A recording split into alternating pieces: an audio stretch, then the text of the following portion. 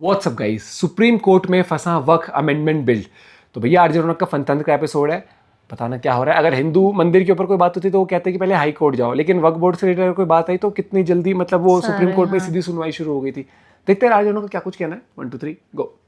अच्छा भाई लोग, मेरे को लगता है ना कि अब टाइम आ गया है इस देश से डेमोक्रेसी को खत्म कर देना चाहिए। अब कोई जरूरत ही नहीं है, बताओ बार बार इलेक्शन कराकर सरकार बनाने की क्या जरूरत है? क्योंकि सरकार अगर बार बार कोई कानून बनाए और कभी वो कानून अदालत में फंस जाए, तो कभी कुछ जाहिल उसके खिलाफ सड़क पर आ जाए, तो भी सरकार की जरूरत ही क्या है? संसद भवन को ताला लगाकर वहाँ धर्मशाला खुलवा देते हैं, लोकसभा स्पीकर की सीट पर जयमाला के लिए स्टेज सेट करवा देते हैं, सांसदों की कुर्सी हटवा कर वहाँ नीचे गद्दे लगवा देते हैं। कम से कम 1000-500 लोगों की बारात आए तो बाराती नीचे गद्दों पर बैठकर ताश तो खेल पाएंगे कम से कम। बात तो सही है, क्योंकि बहुत सारे लोग यही कह रहे हैं कि किसान बिल से लेकर वक्फ बिल तक हर बार अगर सड़क पर भीड़ को ही आकर ये डिसाइड करना है कि उसे क्या चाहिए, अगर हर बार अदालतों को ही डिसाइड करना है कि क्या होना चाहिए, तो कम से कम संसद भवन की बिजली पानी का खर्चा तो बचना चाहिए, नहीं बचना चाहिए।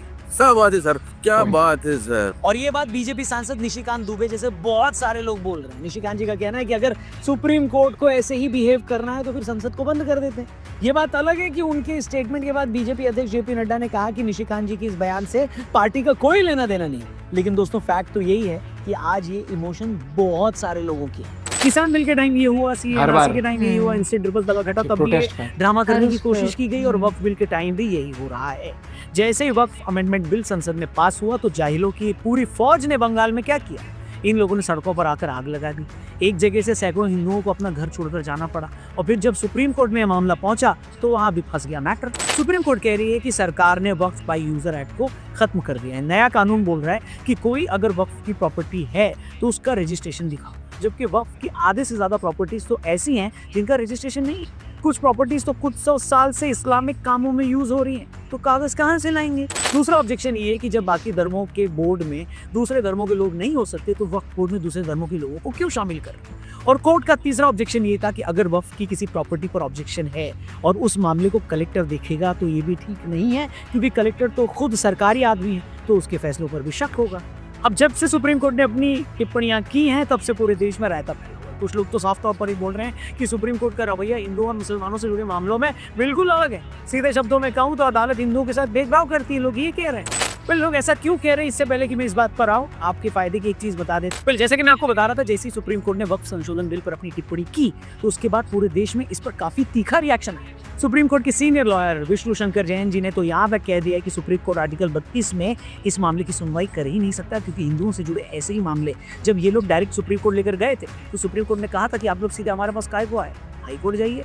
तो इस मामले में भी ये मामला हाई कोर्ट के पास भेजा जाना चाहिए था। तो क्या पैमाना है, क्या मापदंड है कि एक पक्ष सुप्रीम कोर्ट आता है और उसकी सुनवाई की जाती है और इंटरिम ऑर्डर देने के लिए एक बात की जाती है, तो ये कानून यही चीज दूसरे पक्ष के लिए भी लागू होनी चाहिए। दूसरा इन लोगों का कहना है कि बात किसी प्रॉपर्टी की कागज दिखाने की है ही नहीं। बात यह है कि वक्फ कानून में जो वक्फ बाय यूजर का रूल है वो ही गलत है, क्योंकि जब मंदिर बाय यूजर नहीं हो सकता, गुरुद्वारा बाय यूजर नहीं हो सकता, चर्च बाय यूजर नहीं हो सकता, तो वक्फ बाय यूजर कैसे हो सकता है? साथ ही लोग ये भी सवाल पूछ रहे हैं कि आज तो कोर्ट बड़ी चिंता कर रहा है कि वक्फ की जो पुरानी प्रॉपर्टी है उसके पेपर्स ये लोग कहाँ से लाएंगे। इन्हीं लोगों का कहना है कि भाई जब हम राम मंदिर मामले में अदालत गए थे, तब हम लोगों से क्यों कहा गया था कि पहले आप लोग ये साबित करो कि वहाँ मंदिर था।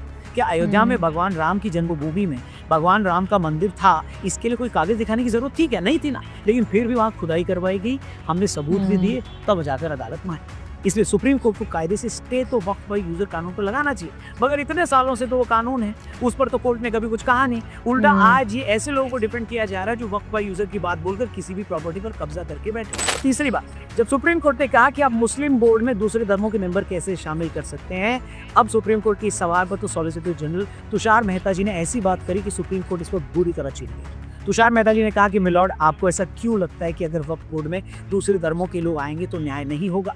उन्होंने इसके बाद ऐसी बात कही कि जजों को बुरा लग गया। उन्होंने कहा कि मिलॉर्ड, जब वक्फ मामले पर आज सुप्रीम कोर्ट में सुनवाई हो रही है, तो हियरिंग करने वाले सारे जज भी तो हिंदू हैं। उफ, उनका इतना कहना था कि बस पूछो मत, फिर क्या हुआ बता नहीं सकता। अरे बाप रे, ये तो धोती खोल रहा है। दूसरा, वक्फ बोर्ड में दूसरे धर्मों से जुड़े मेंबर होने की बात पर लोगों ने कहा कि भाई ऐसा हुआ तो क्या हो गया? ऐसे कितने मामले हैं जहाँ हिंदू मंदिरों में दूसरे धर्मों के लोगों ने याद दिलाया कि किस तरह तिरुपति ट्रस्ट से लेकर तारकेश्वर मंदिर और कुंभ बोर्ड तक में मुस्लिम और ईसाई मेंबर्स रहे।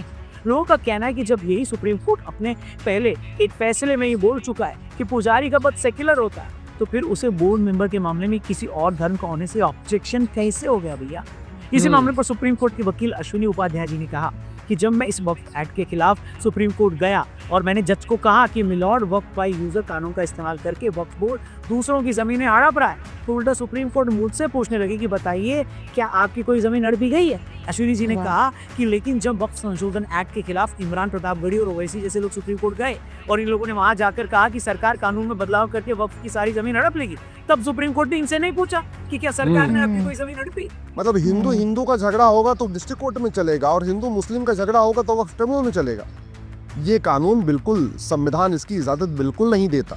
अफसोस की बात यह है दोस्तों कि बहुत सारे लोगों को ये लगता है कि कई बार सुप्रीम कोर्ट अदालतों में हिंदुओं के साथ भेदभाव करती है। विष्णु शंकर जैन और अश्विनी जी दोनों ने बताया कि किस तरह कुछ टाइम पहले 3 हिंदू मंदिरों को तोड़ने के खिलाफ स्टे लेने वो सुप्रीम कोर्ट गए तो उन्हें हाई कोर्ट भेज दिया। लेकिन वक्फ के मामले में दर्जनों याचिकाएं अभी भी पेंडिंग है, लेकिन इस मामले में सुप्रीम कोर्ट सीधे हियरिंग के लिए तैयार हो गया। बताओ, इस केस में किसी को नहीं कहा कि आप लोग पहले हाई कोर्ट जाओ।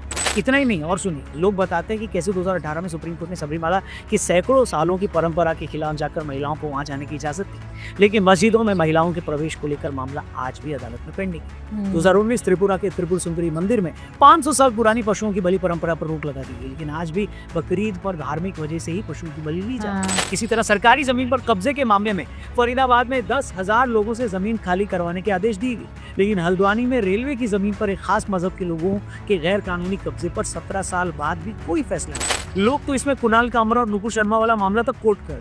नुपुर शर्मा वाले मामले के बाद हिंसा की कुछ घटनाओं पर कोर्ट ने कहा था कि आज देश में जो भी अशांति फैल रही है उसके लिए अकेली नुपुर शर्मा जिम्मेदार है। जबकि कुणाल कामरा वाले मामले के बाद इसी अदालत ने कहा था कि अगर एक आदमी के बयान से बहुत सारे लोगों की भावनाएं आहत होती हैं, तब भी बयान देने वाले उस आदमी की फ्रीडम ऑफ स्पीच का सम्मान होना चाहिए। अब इन्हीं सारी बातों से बहुत सारे लोग फ्रस्ट्रेटेड फील करते हैं दोस्तों।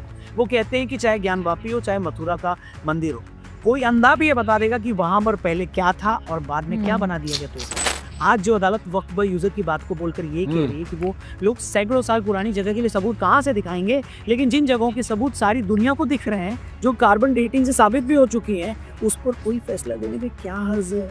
जब मंदिर बाय यूजर नहीं हो सकता है, चर्च बाय यूजर नहीं हो सकता है, गुरुद्वारा बाय यूजर नहीं हो सकता है, तो ये वक्फ बाय यूजर कैसे हो सकता है? और अगर वक्फ कानून से वक्फ बाय यूजर को नहीं हटा सकते तो फिर हिंदुओं को भी वैसा ही मंदिर बाय यूजर जैसा कानून दे दो।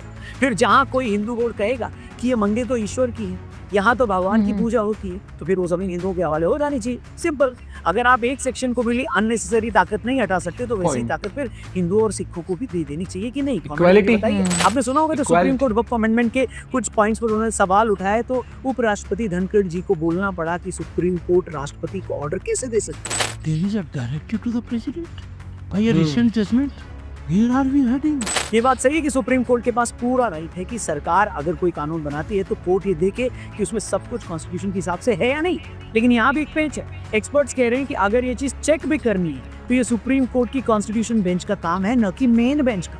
और जैसे कि आपको पता है, इस मामले में सुप्रीम कोर्ट ने सरकार को जवाब देने के लिए 5 मई तक का टाइम दिया। लेकिन यार ये देखकर तो सच में फ्रस्ट्रेशन होती है कि जब भी चीजें सुधारने के लिए कोई कानून बनता है तो कोई ना कोई अड़ंगा लगा दिया। तो जिन लोगों को ढेले भर की इसकी समझ नहीं थी, उन लोगों ने भी दूसरों को बढ़ा पूरा देश रोक दिया, जाम कर दिया। तब क्या हुआ था शाहीन बाग में, ये सबको पता है। उसी तरह किसान बिल के टाइम जो 3 कानून आए, अगर वो सच में लागू हो जाते, किसानों की और देश की सूरत बदल जाती दोस्तों। भारत लोअर इनकम ग्रुप वाले देशों से सीधा ही कुछ सालों में मिडिल इनकम ग्रुप देशों की कैटेगरी में आ जाता, लेकिन नहीं समझ में देता। तब भी भीड़ ने सड़क पर आकर पूरा देश जाम कर दिया। और अदालतों में क्या चल रहा है ये हम देख ही रहे। कुछ दिन पहले दिल्ली हाई कोर्ट के जज के यहाँ से नोट मिले थे तो उस पर कोई एक्शन ही नहीं हुआ, उल्टा उन जज साहब की कहीं और पोस्टिंग कर दी। मतलब एक आदमी के बंगले से 15 करोड़ रुपए कैश मिल जाता और कोई सीरियस इन्वेस्टिगेशन तक भी होती। सुप्रीम कोर्ट ने उस मामले पर अर्जेंट हियरिंग तक से इनकार कर दिया। उनकी जांच करने के लिए 3 जजों की कमेटी बना दी गई। मतलब अब जज ही दूसरे जज की जांच करेंगे। इस पूरे इशू पर भी बहुत सारे लोग नाराज हैं। उपराष्ट्रपति ने भी इस मामले पर खुलकर बोला, लेकिन दूसरी तरफ एक चुनी हुई सरकार बाकायदा लोकसभा और राज्यसभा में घंटों की बहस के बाद कोई अमेंडमेंट पास कराती है, वो भी अटक जाता है। अब क्या ही कहा जाए, बाकी आप लोग खुद ही समझदार हैं। इसलिए मैंने शुरू में कहा था कि इससे अच्छा तो अब संसद में ताला लगवा दो या संसद बंद करके वहाँ धर्मशाला खोलवा देते। कम से कम लोगों की शादियों के तो काम आएगा, क्योंकि उसे कितना काम करने दिया जा रहा है ये सबके सामने। बाकी आपकी इस मामले पर क्या राय है कमेंट करके जरूर बताना। ये वीडियो सही लगी हो तो इसे अपने दोस्तों से जरूर शेयर। और जाने से पहले अच्छा एक चीज़ बताती हूँ, एक ना बहुत जल्दी लोग ये बोल देते हैं ये देश ऐसा है, इसमें अमीर और अमीर होता जा रहा है, गरीब और गरीब होता जा रहा है। वो क्यों होता जा रहा है?